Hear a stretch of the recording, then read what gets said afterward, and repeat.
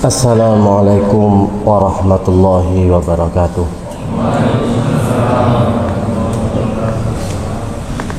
Bismillahirrahmanirrahim. Innal hamdalillah nahmaduhu wa nasta'inuhu wa nastaghfiruh wa na'udzu billahi min shururi anfusina wa min sayyiati a'malina. May yahdihillahu fala mudilla lah wa may yudlil fala hadiya lah. Asyhadu an la ilaha illallah wahdahu la syarika lah wa asyhadu anna Muhammadan abduhu wa rasuluhu la nabiyya ba'dah. Ya ayyuhalladzina amanu taqullaha haqqa tuqatih wa la tamutunna illa wa antum muslimun. Ya ayyuhan nasu taqu rabbakumul ladzi khalaqakum min nafsin wahidah wa khalaqa minha zawjaha wa batha minhuma rijalan katsiran wa nisaa'a wattaqullaha alladzi tasaaluna bihi wal arham innallaha kana 'alaikum raqiba. Ya ayyuhalladzina amanu taqullaha wa qulu qawlan sadida yuslih lakum a'malakum wa yaghfir lakum dhunubakum wa man yuti'illaha wa rasulahu faqad faza fawzan 'azima. Amma ba'du, jamaah salat subuh yang dimuliakan Allah Subhanahu wa taala. Alhamdulillah wa syukurillah nahmaduhu, kita selalu memuji dan bersyukur kepada Allah Azza wa Jalla yang senantiasa memberikan nikmat kepada kita di tengah ujian, di tengah musibah yang menimpa kepada kita.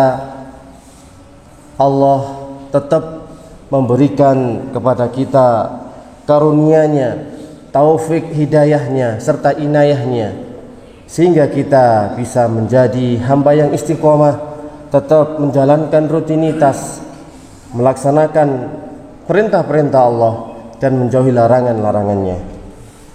Salawat serta salam semoga tetap tercurahkan kepada junjungan kita Nabi besar Muhammad sallallahu alaihi wasallam, karena dengan bimbingan beliau, perjuangan beliau, kita mengenal Islam yang mengeluarkan dari kegelapan menuju cahaya yang terang benderang. Melanjutkan pembahasan kajian kita dari tema Tazkiyatun Nufus sampai pada bab racunnya hati. Hati, hidup dan matinya akan menentukan bagaimanakah kualitas kapasitas seseorang dalam menghamba dan beribadah kepada Allah. Kalau hati seseorang itu sehat, maka dia akan tamak, akan rakus dengan amal soleh.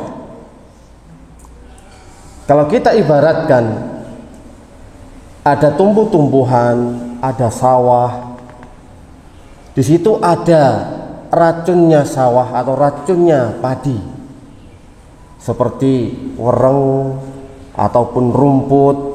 Ini semua yang akan menjadi penghalang bagi tumbuhnya padi tersebut. Kalau tumbuhan pepohonan biasanya adalah benalu, ini adalah racun utama. Kalau racun ini tidak disingkirkan, tidak dibunuh, maka ini akan membahayakan bagi pohon tersebut. Lama-kelamaan bukan hanya buahnya yang terhalang, tapi pohon itu sendiri yang akan mati. Dia sudah tidak sehat, racun terus menjalar.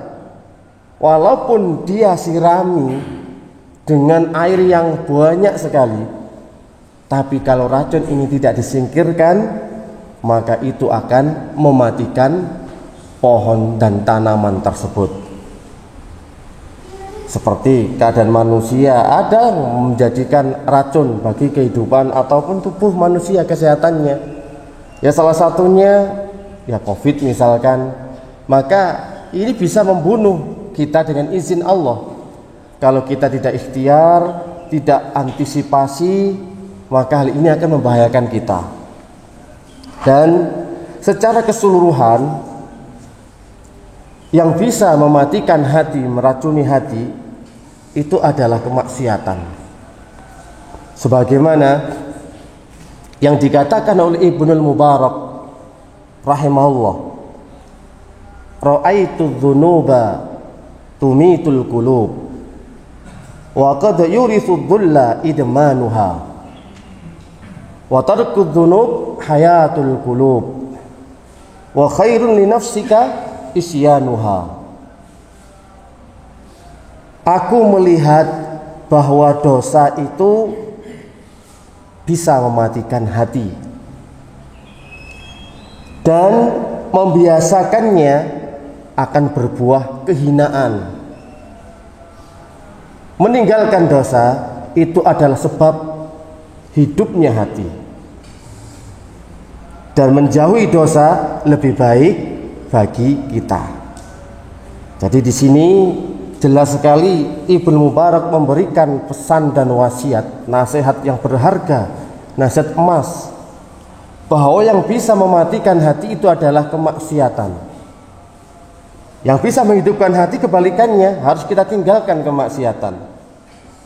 Bentuk kemaksiatan apa saja, baik kemaksiatan yang kita lakukan kepada Allah ataupun kemaksiatan yang kita lakukan kepada sesama makhluk, secara keseluruhan itu akan mengotori hati, racun yang ganas bagi hati, yang akan lama-kelamaan hati itu akan mati. Kalau hati sudah mati, nasihat tidak akan digubris, Al-Quran Sunnah akan ditolak, tidak relevan, dan kebenaran, nasihat, ilmu semuanya akan dijauhi.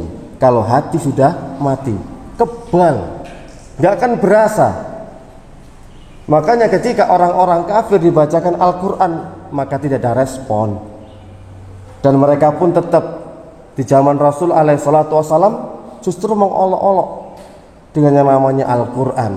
Padahal ketika mereka ditantang untuk menjadikan atau membuat satu ayat saja untuk menandingi Al-Quran, mereka tidak mampu.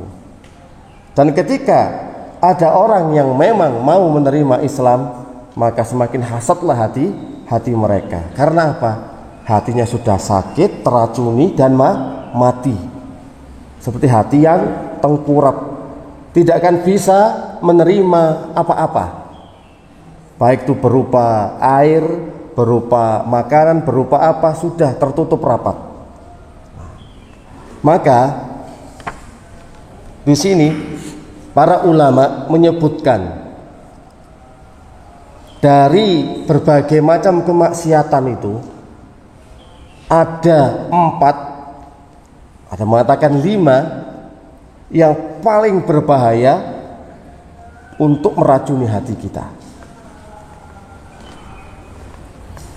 Yang pertama, fudulul kalam, banyak bicara.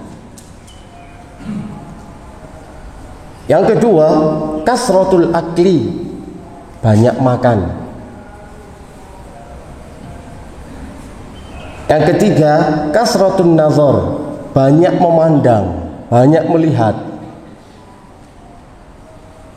Yang keempat, kasratul mukhalatah, banyak bergaul.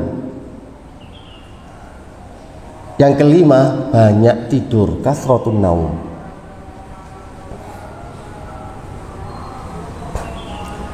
Ini adalah sumber inti yang bisa membunuh hati.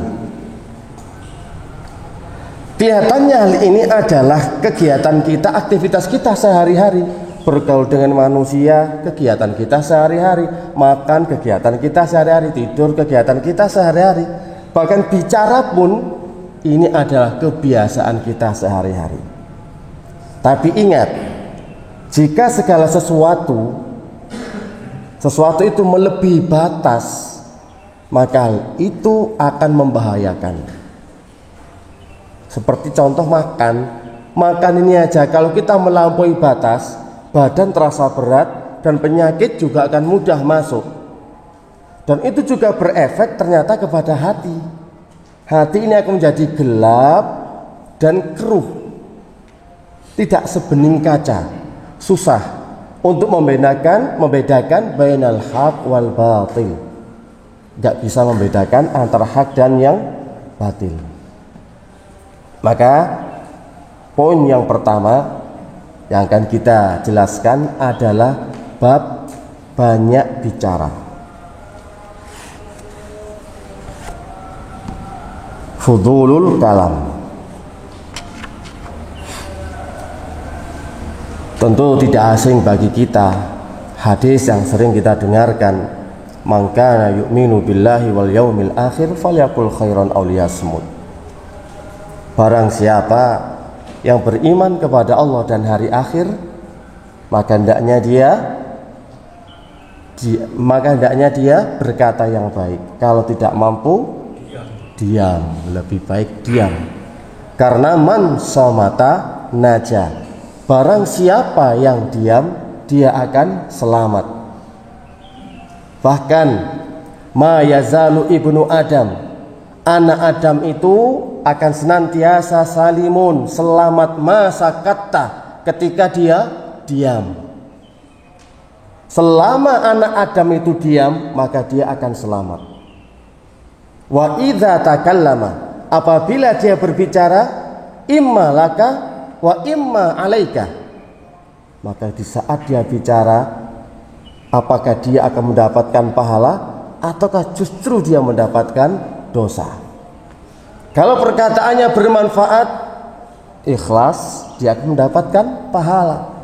Tapi kalau perkataannya ini mengundang provokasi atau berisikan kemaksiatan, kata-kata yang kotor dan jelek, tentu dia akan mendapatkan dosa.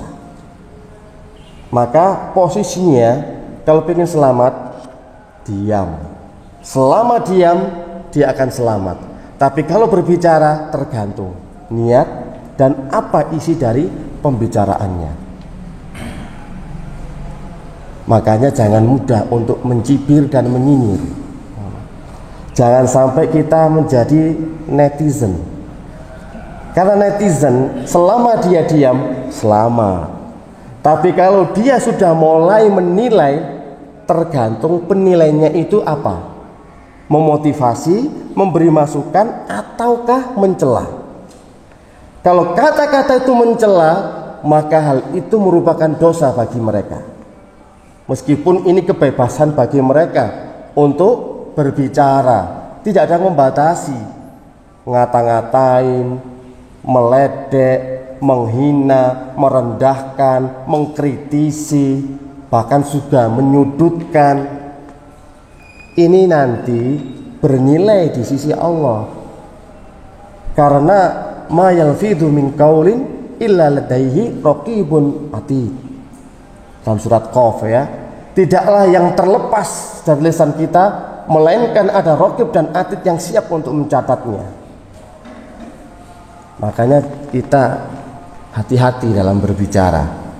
Menilai seseorang itu berat timbangannya di sisi Allah.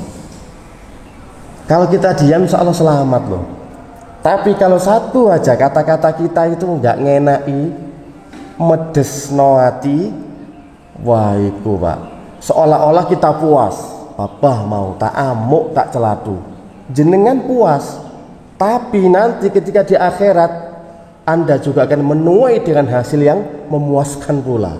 Puas sepuas-puasnya nanti. Iya, tuh lihat bagaimana perkataanmu ketika ada orang tampil, kamu nyinyir. Ketika ada orang ke situ, kamu pun berbicara. Tidak ada satupun perkataan yang akan lolos dan lewat. Semua masuk catatan. Ternyata catatannya itu penuh dengan cacian dan makian. Seolah-olah saja kita menilai. Seolah-olah ya menilai. Tapi kalau kata-katanya telah menyakiti hati, nggak menjaga perasaan, itu merupakan petaka bagi dirinya.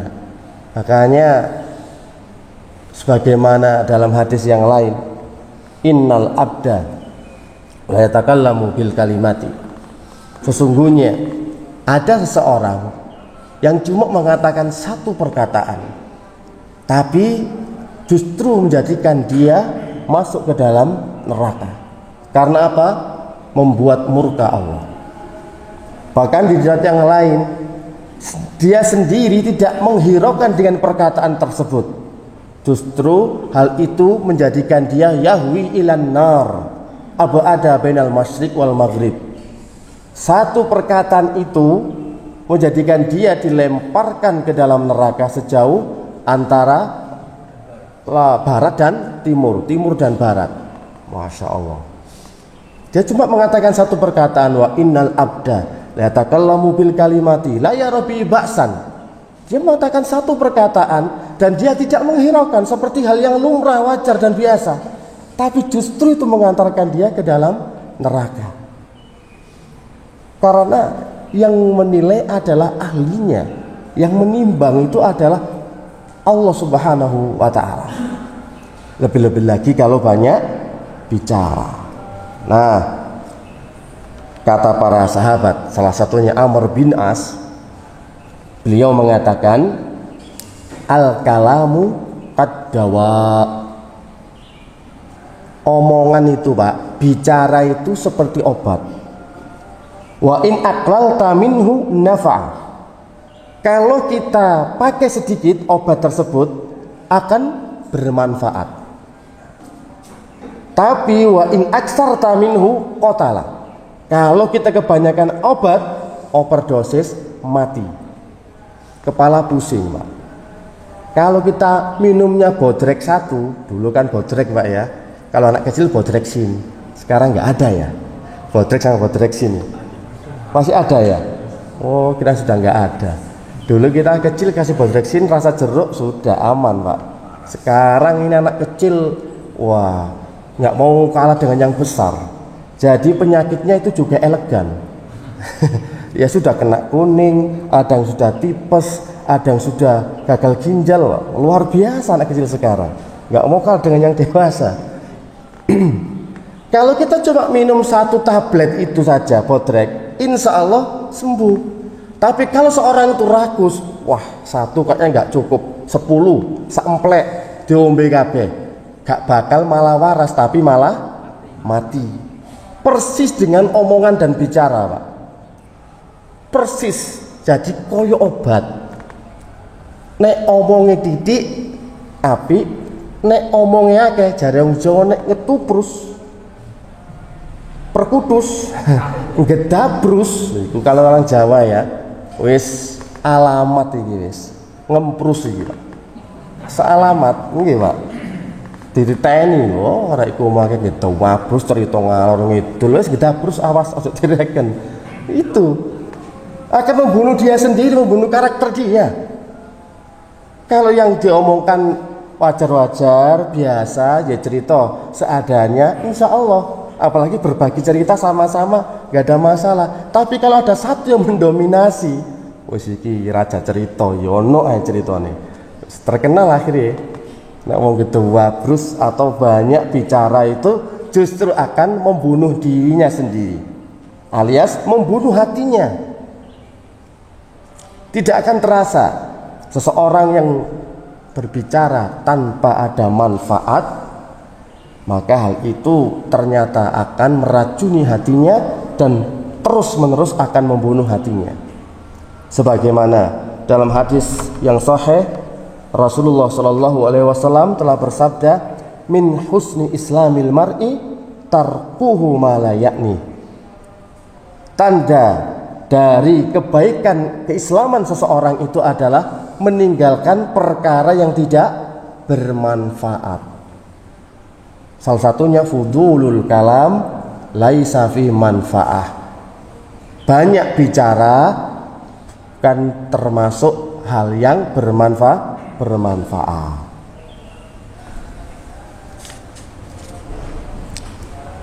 La yastaqimul abdu, dan ingatlah sabda Rasul alaihi salatu wasallam, iman seseorang hamba itu tidak akan lurus sebelum hatinya lurus, dan hati seseorang itu tidak akan lurus sampai lisannya lurus. Iman seorang hamba itu tidak akan lurus sampai hatinya lurus. Hati lurus itu juga tidak akan terwujud sebelum lisannya lurus. Lisannya istiqomah, istaqim. Kalau nggak lurus lisannya susah. Hati ini akan hidup dan menjadikan keimanan bagi pemiliknya.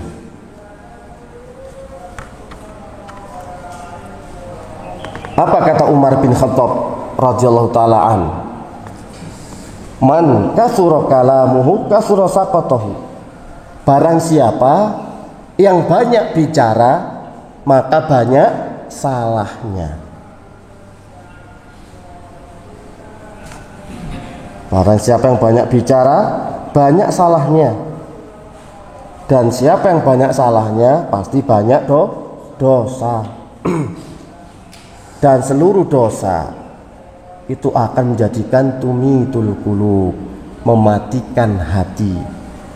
Awalnya keras, teracuni, terkontaminasi, lama-lama akan mati. Apalagi kalau orang itu empat-empatnya tadi, lima-limanya tadi dilakukan semua.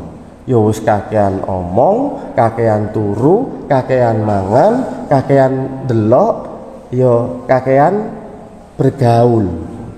Maksudnya kesana kesini tuh yang dipikirkan pergaulannya saja, menghabiskan umur semua itu, Pak. Qala ba'dul hukama, orang-orang bijak itu berkata, fudulul kalam, atau innama khuliqal insan lisanun wahidun wa ainani wa udhunani. Sesungguhnya manusia itu diciptakan memiliki lisan satu, dua mata, dan dua telinga. Ini menunjukkan bahwa liyasma'a wa yubsira aksar mimma yaqul. Memperhatikan alias melihat, mendengarkan itu perkara yang harus lebih banyak daripada bicara. Mendengar dan memperhatikan itu jauh lebih banyak daripada bicara. Itu adalah hikmahnya kenapa Allah menciptakan lisan satu, dua mata, dan dua telinga. Tugasnya sudah beda. Kita disuruh melihat dan memperhatikan bagaimanakah Allah menciptakan alam semesta ini. Kemudian kita bertafakur, merenungkan hikmahnya apa. Loh di sini, Pak. Melihat bagaimana keadaan kaum muslimin yang tidak memiliki kemampuan, yang mereka terkena musibah, banjir, gempa bumi. Apakah hati kita terketuk untuk membantu mereka, mendoakan mereka ataukah tidak? Ketika ada fakir miskin, anak yatim, bagaimana kita mau memberikan bantuan apa tidak? Namanya melihat dan memperhatikan, jauh lebih besar porsinya ketimbang bicara. Nyumbang wis gak, donasi gak, tapi komentar.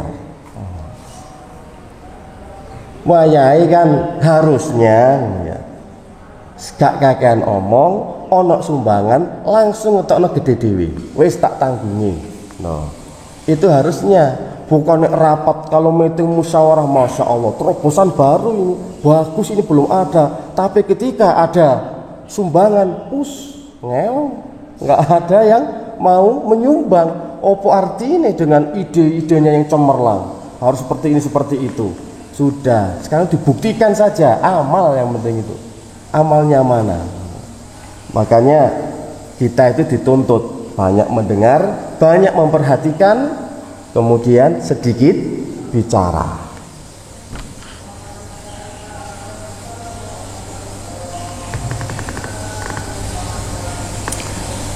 Khislotani Taqsiyani al-qalbi kasratul akli wa kasratul kalam.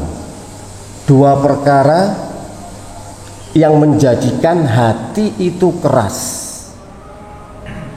Dua perkara yang menjadikan hati seseorang itu keras, yakni kasratul akli wa kasratul kalam. Banyak bicara dan banyak makan. Banyak makan, banyak bicara.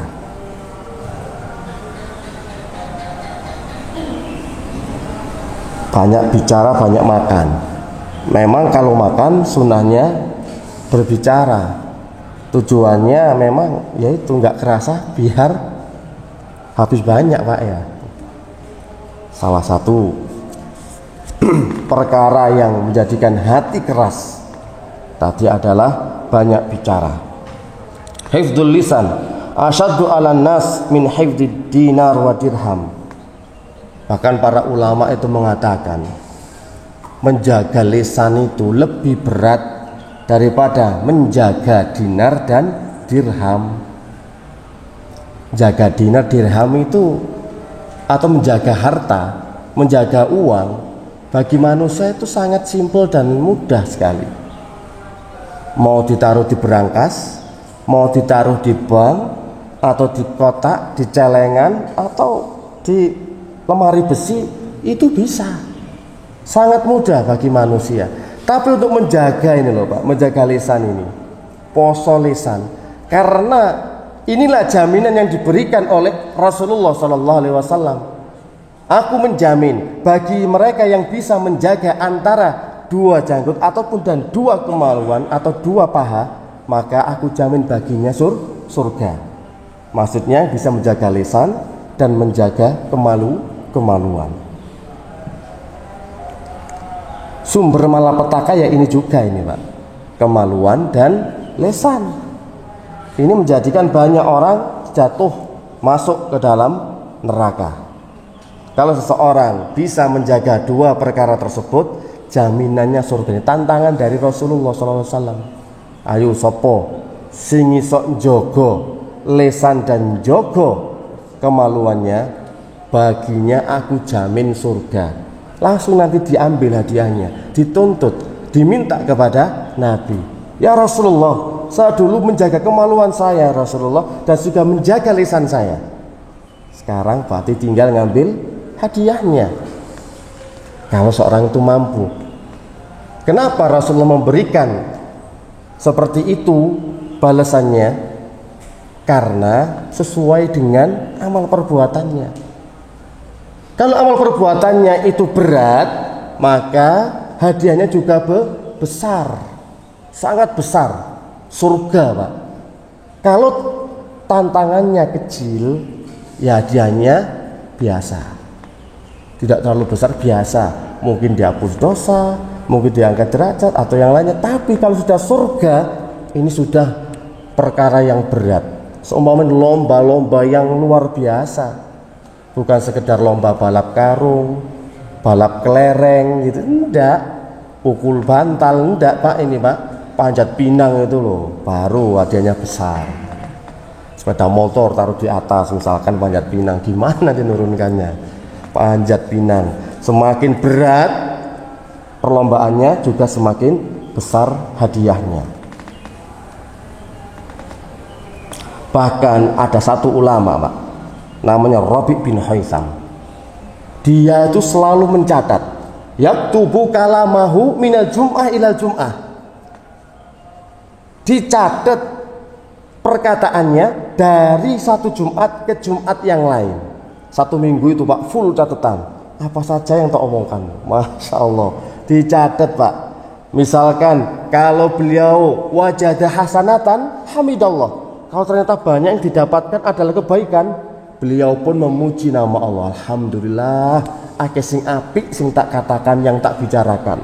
Tapi idza wajada sayyi'atan, jika dia mendapatkan dalam perkataannya adalah banyak keburukan, istaghfara, dia pun memohon ampun kepada Allah Subhanahu wa taala. Tinggal kita. Itu tujuannya apa sih? Untuk flashback, mereview, sekaligus untuk tazkiyatun nufusnya dia. introspeksi dia, evaluasi. Dalam 1 minggu ini, mana perkataanku yang sia-sia, mana yang bermanfaat, mana yang melukai hati saudaraku kaum muslimin, mana yang mengolok-olok, mengejek, menghina, semua dicatat. Butuh progres, berarti saya ini kurang baik, gitu loh. Nah, kita mungkin berapa hari, berapa bulan baru dicatat. Ya nggak sempat insya Allah kita.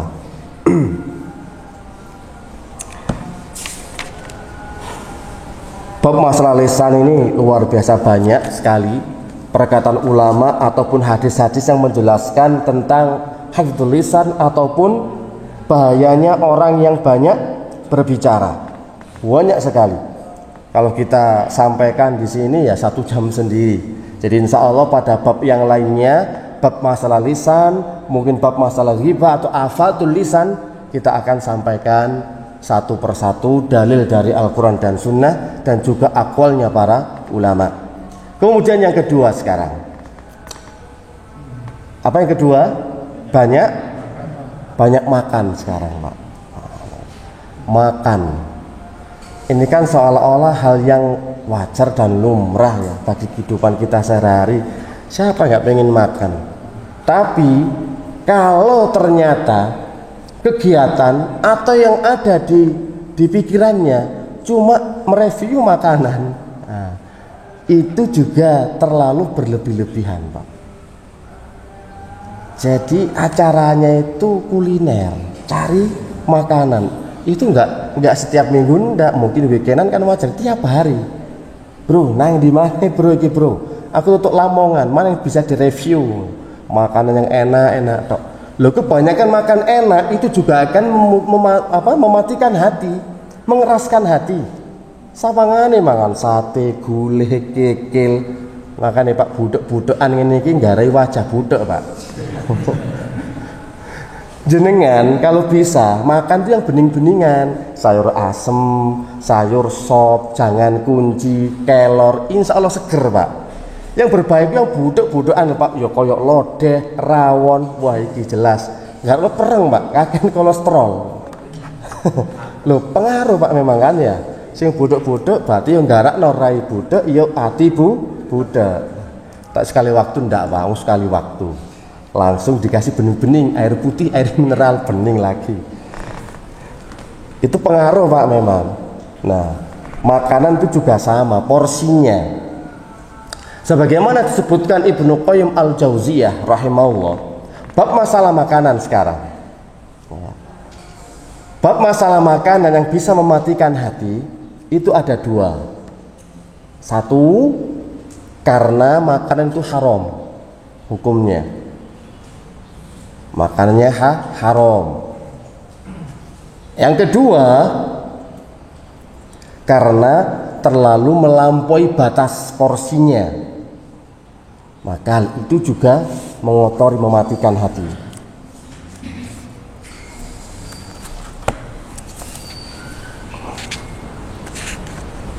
Ini perkara ya, 2 perkara yang bisa menjadikan hati anak Adam itu keras dan mati, ya karena 1 adalah makanan yang dikonsumsi adalah haram. Yang kedua, karena terlalu melebihi batas. Kemudian makanan yang haram ini itu terbagi juga menjadi 2. Haram karena haknya Allah, zat atau yang diharamkan oleh Allah. Yang kedua, haram karena melanggar haknya manusia.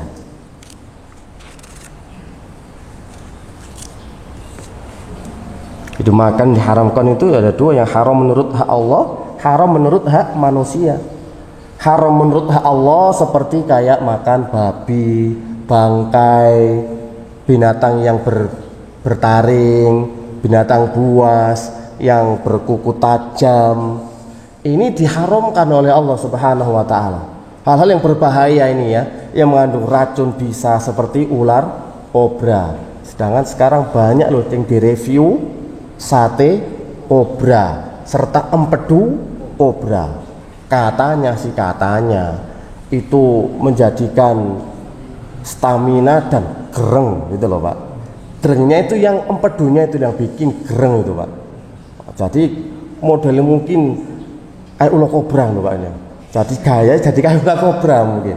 Kan katanya untuk apa namanya Pak, untuk laki-laki itu kan ya, untuk hubungan itu kan ya. Katanya kan di situ kan, sama-sama belum nyoba. Tapi jangan penasaran loh, jangan kepo. Hal itu karena apa diharamkan, berbisa. Ya banyak sekarang makan makanan kan rica-rica buaya gitu loh. Rica-rica bajul, piye rasanya bajul.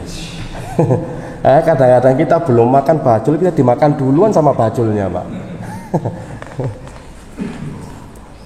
Memang ketika diselidiki oleh dari ilmu kedokteran dan juga pakar ilmu psikolog, karakter seseorang atau sesuatu yang dikonsumsi seseorang itu akan mempengaruhi karakter dia, kata Ibnu Qayyim Pak ya.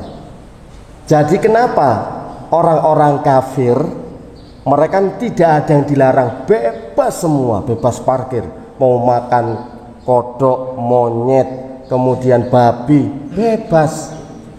Padahal kalau diteliti katanya babi itu salah satu yang itu menyebabkan, kalau kita lihat babi itu kalau mau berhubungan badan harus cari pemancingnya dulu ya, sehingga ada hubungan sesama babi, laki-laki sama laki-laki gitu ya, atau yang disebut LGBT. Itu karena banyak mengkonsumsi binatang-binatang yang diharamkan oleh Allah, dan itu akan mempengaruhi karakternya. Kalajengking, belum pernah makan kalajengking toh? Jangan direview Pak. Ular gitu ya, ular atau apa itu juga mempengaruhi karakter dia. Apa yang dimakan akan mempengaruhi karakternya. Kebanyakan makan macan gitu, daging macan. Misal Pak ya, macan, ular, ya pasti nanti gaya nggak jauh-jauh dengan ular. Ngomong sing ngalor ngidul Pak, bulet ae, gak tutuk-tutuk Pak. Dijak omongan ku bulet Pak. Kakek mangan ular kobra Pak. Dan ketika ngomong pedes pisan, menyakitkan karena berbisa, loworo nglarani hati. Dan itu lumrah, wajar, karena dikonsumsi adalah ular kobra. Jadi akan mempengaruhi karakter dan sifatnya. Itu makanan ya yang diharamkan oleh. Kenapa? Jadi hikmahnya, kenapa syariat melarang dan mengharamkan binatang-binatang tersebut? Karena hal itu bisa mempengaruhi karakter manusia. Makanya paling bagus, kata Ibnu Qayyim, yang dikonsumsi dan bagus untuk kita adalah kambing sama kuda. Loh iya Pak, kambing sama kuda. Kuda itu tangguh Pak, digawe perang Pak. Loh iya kan Pak, kuda itu tangguh Pak buat perang. Ya kuat Pak, pastilah. Jadi kan Semrapto ketika perang pasukan berkuda, maksudnya pasukan bersapi kan nggak ada.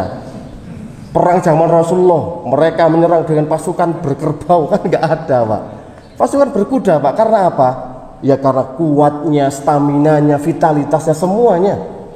Ya makanya diberikan pemahaman kuda dan kambing itu paling bagus untuk dikonsumsi. Maka Rasulullah pun yang paling disukai adalah daging kambing Pak. Loh jangan takut kolesterol Pak, kambing itu bagus Pak, yang penting pinter ngolahi, pinter masak, ojo budek-budekan. Kalau dimasak seperti oven, nasi mandi, kebuli itu masih Masya Allah luar biasa itu, masih luar biasa. Dan memang bagi kesehatan daging kambing dan daging sapi lebih berbahaya daging sapi Pak, lemak jahat. Kalau daging kambing itu aman. Itu hanya mindset yang kadang mengatakan, wes daging kambing itu bahaya dan sebagainya. Enggak Pak, enggak. Karena kita sudah mencoba. Dulu saya itu anti kambing. Ketika ngerti ilmunya, baik dari segi kedokteran, kemudian kesehatan, serta dari perkataan para ulama, ketika dikonsumsi memang semakin bagus Pak. Semakin Masya Allah luar biasa memang bagi kesehatan dan yang lainnya. Jadi kuda dan kambing Pak. Kalau pengen yang sesuatu baru, coba sate kuda itu Pak. Di sini belum ada kayaknya ya. Di Jogja ada Pak, sate kuda. Tapi saya juga belum pernah merasakan juga. Jadi pertama, makan diharamkan secara zatnya, diharamkan oleh Allah. Yang kedua, makanan itu diharamkan karena melanggar hak manusia, mencuri, menipu, korupsi, atau mengambil yang tidak berdasarkan hak ridho pemiliknya, curang. Nah, ini semua mempengaruhi hati, Pak. Jadi orang banyak menipu misalkan, banyak korupsi, atau banyak bermain curang, hal itu akan pasti mengotori dan akan mematikan hati. Oke, secara zatnya makanan itu halal. Sate halal, ikan bandeng halal, ikan bakar halal. Tapi cara dia dalam mendapatkan itu loh, yang akhirnya menjadikan hati itu mati dan kena racun yang membinasakan dari hal tersebut. Maka kata Rasulullah Shallallahu Alaihi Wasallam dalam bab masalah banyak makan, inna aktsaran nasi syab'an fid dunya atwaluhum ju'an yaumal qiyamah. Sesungguhnya orang yang banyak kenyang perutnya waktu di dunia, maka jadi orang yang paling banyak dan panjang laparnya ketika di akhirat. Hadis ini sahih, disahihkan Syekh Albani rahimahullah. Jadi orang yang apabila waktu di dunianya banyak kenyang terus, maksudnya dipenuhi makan, kasratul akal, banyak makan pokoknya, Pak, maka ketika di akhirat ganti, Pak, banyak lapar. Dan banyak laparnya itu maksudnya dalam tempo waktu jangka panjang sekali.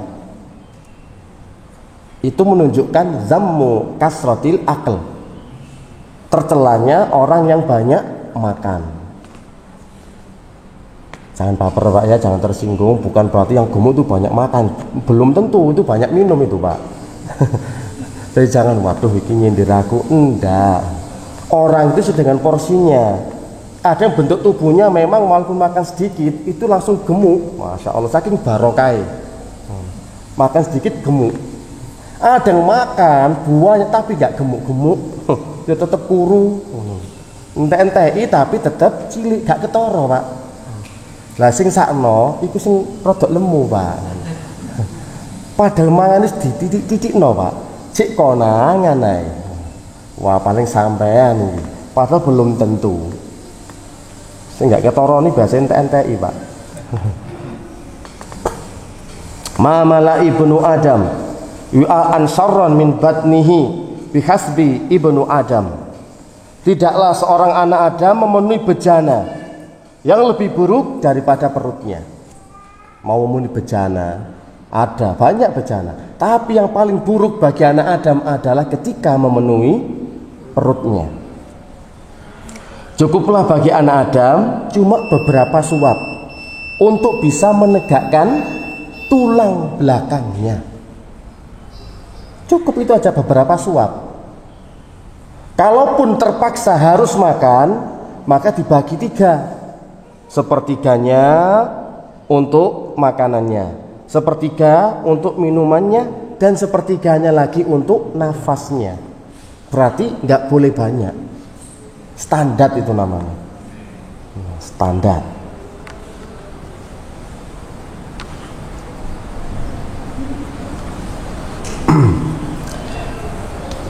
Demikian juga, Pak, wala yumitul quluba bi kasrati ta'am wasyarab. Janganlah kalian mematikan hati dengan banyak makan dan banyak minum.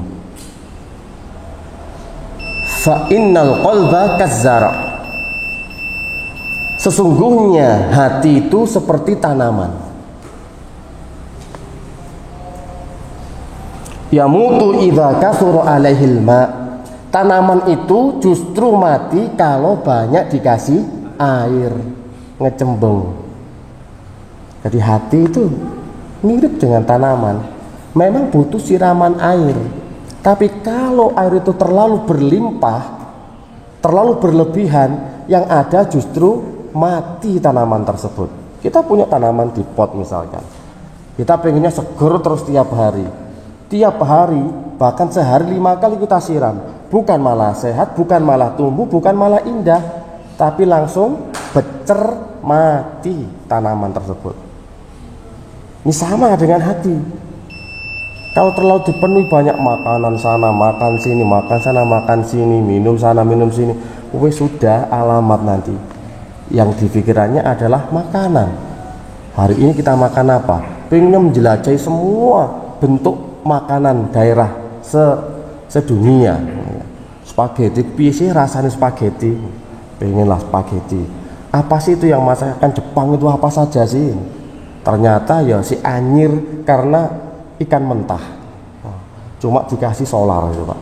Apa itu Pak? Bukan solar Pak. Apa namanya itu? Ya itulah pokoknya. Koyok solar ngono ya Pak.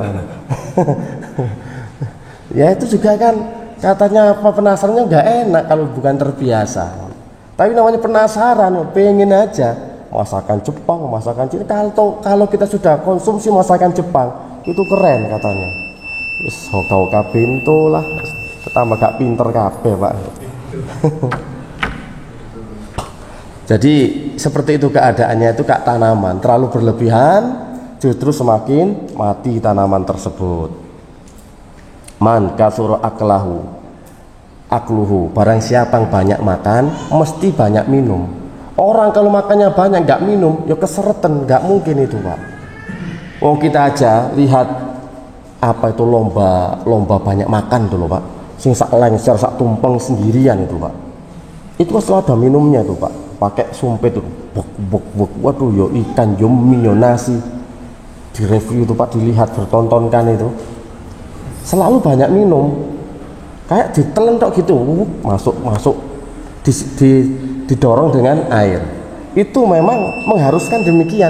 Orang yang banyak makan mengharuskan dia banyak minum. Kalau sudah banyak makan banyak minum, nah ini penyakitnya wong Jawa mesti ngantuk.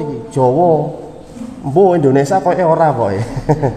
Ini penyakitnya sudah. Nek mari mangan akeh ngombe akeh mesti ngantuk. Nek sing ngantuk mesti turu. Gawane asarasen, males, yo males ibadah, yo males maca Quran, lelep ae Pak. Ngono Pak. Asalnya dari situ, menjadikan tubuh itu berat, nggak mau gerak, nggak mau aktivitas, lebih-lebih ibadah. Akhirnya kebelablasan, nggak esok tangi bungi untuk sholat tahajud. Puasa pun berat. Orang yang biasanya makan banyak gitu ya, suruh puasa Ramadan hari pertama cangkem pahit, wes gelembung, ndase munyer Pak, ngeluh rasane. Wes gak bisa mangan iki piye. Wes pokoknya kok sakau gitu loh Pak ya, kalau nggak makan itu.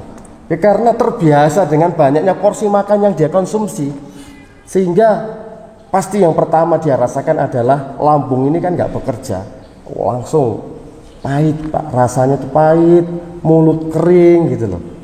Makanya ada ketika seseorang itu Pak ya, misalkan kena gangguan jin, kita suruh puasa, itu kan paling berat memang.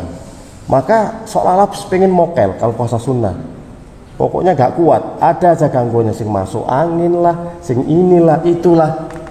Kecuali puasa wajib ya, memang mau nggak mau harus dilaksanakan. Itu tuntutannya. Orang yang banyak makan akan malas beribadah kepada Allah Subhanahu wa Ta'ala. Berarti otomatis akan terluputkan banyak amalan-amalan soleh. Banyak sekali amalan terluputkan bagi orang yang banyak makan. Al-mu'minu ya'kulu fi ma'in wahidin. Orang mukmin itu makannya satu usus. Wal kafiru ya'kulu fi sab'ati am'a. Sedangkan orang kafir makannya di 7 usus. Itu menunjukkan wong mukmin itu mangane titik, wong kafir mangane wakeh. Gak ukur. Sembarang melebu Pak. Lowo melebu, anjing melebu. Ayo, opo sing gak melebu Pak. Kalau kita kan Masya Allah apian Pak mangane. Tapi sana itu semua tikus yang melebu Pak. Lagi dulu kan katanya waktu awal virus corona masuk karena apa? Karena orang yang banyak makan kelelawar sama tikus. tikus, menje, itu dipangan kuwabe. Tantangan Pak jare gitu. Pengen tahu sampean ndelok X Factor biyen niku lak ngoten to. Opo gak dipangan wong barat niku. Ya akhirnya berpengaruh kepada bau badannya, bau mulutnya, dan juga karakter mereka yang kayak binatang. Sampai jam piro, Pak? Sampai duha. Oh, sampai duha. Masya Allah. Duha.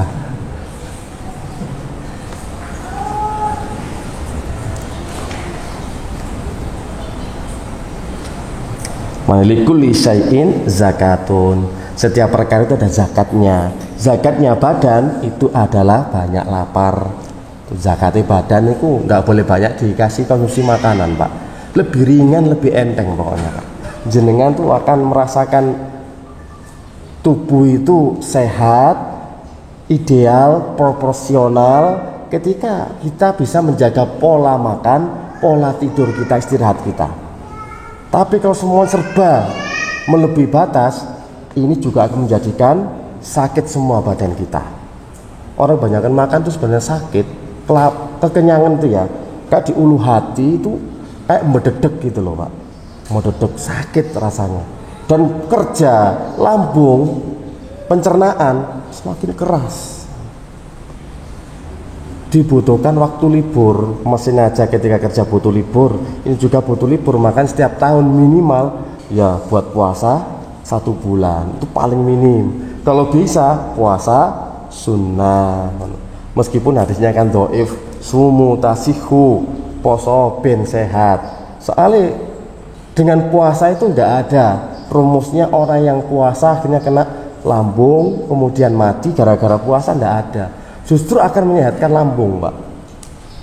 Ya kami dulu juga tipes itu kayak sudah member saya dulu itu, Pak. member tipes. Jadi sakit tipes itu sudah biasa langganan. Akhirnya solusinya ya puasa, Pak. Katanya kan, oh kalau lambung nggak boleh puasa. Keliru kata dokternya. Ini ya dokter spesialis sih, Pak ya. Justru kita bisa menjaga polanya itu ketika bisa mengatur makanan. Hal itu akan bisa menjadikan kita bagus lambungnya, teratur. Karena ada yang bengkak, ada yang terluka, butuhnya harus disembuhkan lukanya. Kalau dibuat kerja terus, makan terus, malah nggak sembuh. Kira-kira ada yang ditanyakan, Pak?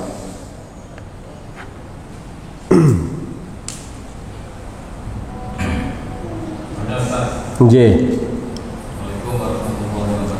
Waalaikumsalam warahmatullahi wabarakatuh.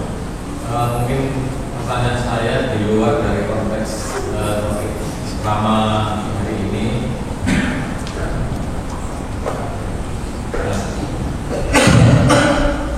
Yang ingin saya tanyakan, sekarang ini lagi marak aplikasi penghasil uang. Jadi kalau kita saya perhatikan itu ternyata banyak aplikasi penghasil uang. Mungkin dari para jamaah ada yang tahu ya, salah satunya itu. Jadi aplikasi tersebut itu sifatnya kita mengunduh, kemudian memenuhi syarat yang diminta, kemudian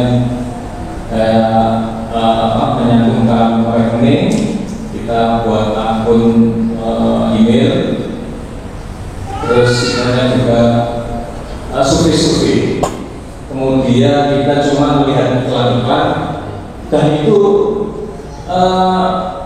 secara langsung kita mendapatkan uang gitu. Kemudian menurut saya bagaimana pandangan Islam ataupun hukum halal haramnya, sedangkan kita itu nggak bekerja mengeluarkan keringat. Artinya saya pernah mendengar bahwa Rasulullah pernah bersabda bahwa sebaik-baik bayarlah gaji pegawai sebelum keringatnya kering. Terima kasih. Oh, sekarang banyak mesin penghasil uang, aplikasi penghasil uang, masya Allah.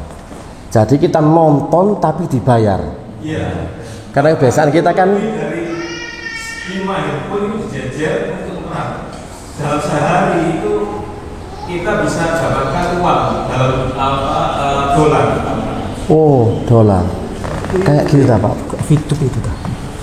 Iya. Ya Kak Fitup itu ya. Oh yang mirip Fitup itu juga ya? Iya.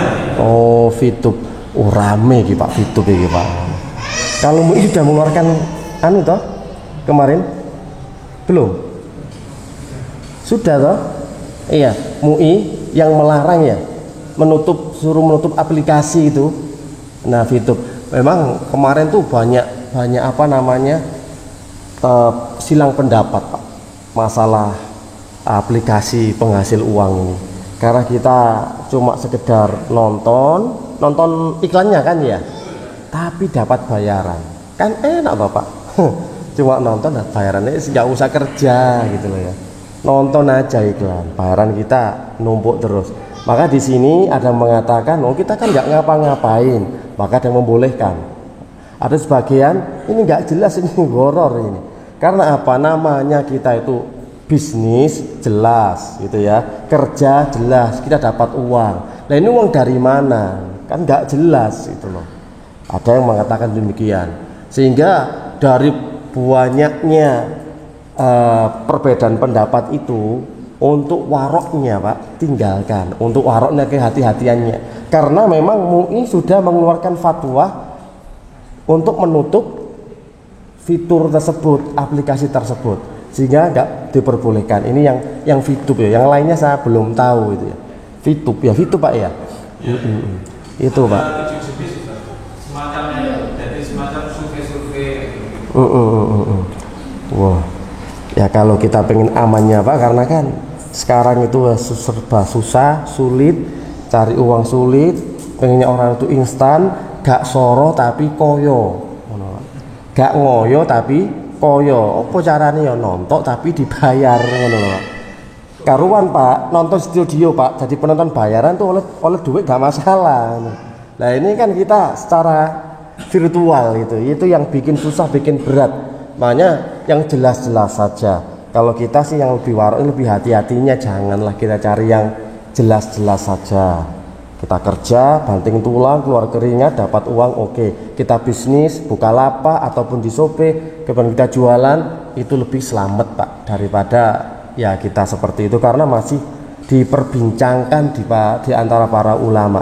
Ada sebagian yang tadi itu dengan alasan membolehkan dan yang melarangnya.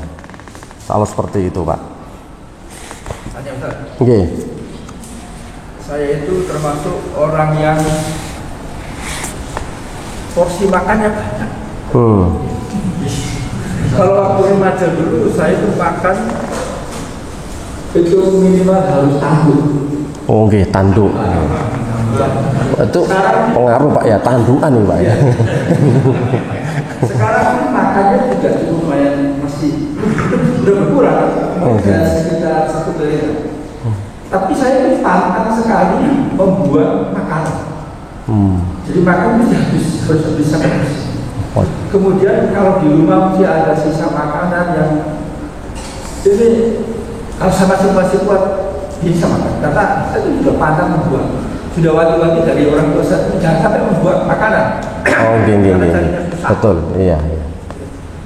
Tapi dari dulu nggak bisa begini aja. Oh. Tapi bagi saya tidak terlalu berpengaruh. Gitu ya. Iya, coba nggak berpengaruh. Jadi bisa biasa aja. Apakah saya termasuk orang yang banyak makan? Tapi sehari berapa kali Pak? 2. Oh 2 kali. Oh siang dan malam. Oh Pak. Ya itu mungkin rapelan dari sisa 1 porsi tadi Pak. Harusnya kan 3 kali Pak ya, 3 kali. Sampai ambil 2 kali. Dan yang 1 porsi itu jenengan ambil separuh untuk yang siang, ambil separuh untuk yang malam. Jadi seolah itu banyak, padahal tetap segitu takarannya Pak. Jadi aman insya Allah Pak. Apalagi memang kalau makan harus habis. Ada yang sisa-sisa dihabiskan sekalian. Jangan sisakan untuk setan pokoknya Pak ya. Iya, itu barokah itu Pak. Mungkin karena berkahnya itu Pak jenengan jadi tetap sehat, kemudian nggak mempengaruhi, karena kan sesuai dengan porsi dan kebutuhan badan sebenarnya Pak. Kebutuhan badan seorang itu beda-beda. Ada yang memang butuh banyak, karena kita juga kegiatan aktivitasnya juga besar, sehingga porsi makanan yang sedikit itu tidak mencukupi, karena tenaga yang dikeluarkan juga besar. Ngeteples, ngoten Pak, kerjanya ngeteples Pak. Mbok sampean mau ngeteples yo apa gak ngerti Pak ini. Itu juga pengaruh sehingga kita butuh konsumsi. Ngeteples toh Pak, mboten? Oh ngeteples yo pantes Pak. Oke. Oh enggak. Pengalaman kemarin waktu saya dari pohon. Oke. Itu luar biasa. Makan itu harus banyak. Perlu tuh bawaannya makan. Walaupun jemur itu dari kata untuk sehari bisa sampai 3 hari. Dan tidak makan. Malam itu kalau nggak makan batuknya luar biasa. Itu jenengan. Kasih makan dia, kasih makan langsung anteng. Aneh. Si. Ada kamu gerakas.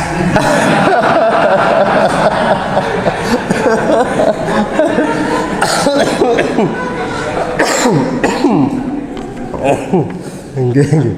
Masya Allah. Nggih Pak. Waduh. Mosok iku ono prewangane Pak. Lah, nek prewangane kan ngono Pak. Dadi makane akeh tapi dibagi-bagi sing nang mburi ngono lho Pak. Wah, ini perlu diteliti dari ilmu kedokteran seperti apa. Kalau memang ilmu kedokteran sudah memutuskan aman, ganti konsultasi ke pakar ruqyah. Kira-kira ada enggak yang ikut makan di belakangnya gitu. Karena Pak terkadang. Kalau enggak memang ya mungkin ususnya itu elastis ya. Sehingga makan sedikit bisa, banyak itu enggak terlalu mekar penuh, enggak, elastis, lentur gitu loh Pak. Itu dimakan opo bleng iku Pak. Ya apa gak beda karo gragas iku mau ya. Ya cobalah nanti Pak. Kita teliti dulu ya, kita selidiki bagaimana menurut kedokteran ini orang yang makan banyak tapi nggak kenyang gitu loh ya. Apalagi bisa sampai beberapa kali. Bawaannya pengen makan terus. Pas corona kemarin. Oh, pas corona kemarin. Pas sakit aja. Oh, emang corona disarankan banyak makan masker Pak. Iya. Kenapa Pak? Tidak divaksin. Iya. Nah kalau memang seperti itu enak Pak, kebal lagi karo corona gitu Pak. Makannya kan banyak ini kan ya. Nggak usah divaksin ini Pak, sudah kebal ini Pak, insya Allah kan. Karena sudah banyak makan ya. Ya sebenarnya ada tolak ukur standarnya orang itu dikatakan makannya banyak dan tidak, meskipun setiap orang memiliki kebutuhan yang berbeda-beda. Tapi pada dasarnya kalau memang perut bawaannya lapar dan tidak membawa perubahan kepada ibadahnya, kepada kesehatannya, insya Allah khair lah. Pokoknya ini di luar kebiasaan manusia ya, di luar standarnya. Soal standarnya tempat orang banyak makan, banyak minum, bawaannya ngantuk, itu penyakit umum nih sudah. Kalau jenengan boten, ya ini kan berarti kan harus dibedakan, lain daripada yang lain Pak. Istimewa Pak, ahli di atas ahli Pak ya. Ahlinya ahli gitu Pak pokoknya. Gitu. Wes kita masih menyelidiki nih Pak, meneliti. Ini ada kasus seperti ini apa nanti kira-kira? Apakah benar ada faktor X? Yaitu X-nya tadi jin yang harus dikeluarkan, perewangan, ataukah memang kebutuhan tubuhnya yang seperti itu, khususnya yang elastis. Sampun Pak G, semoga bisa bermanfaat. Subhanakallahumma wa bihamdika asyhadu an la ilaha illa anta astaghfiruka wa atubu ilaik. Wassalamualaikum warahmatullahi wabarakatuh.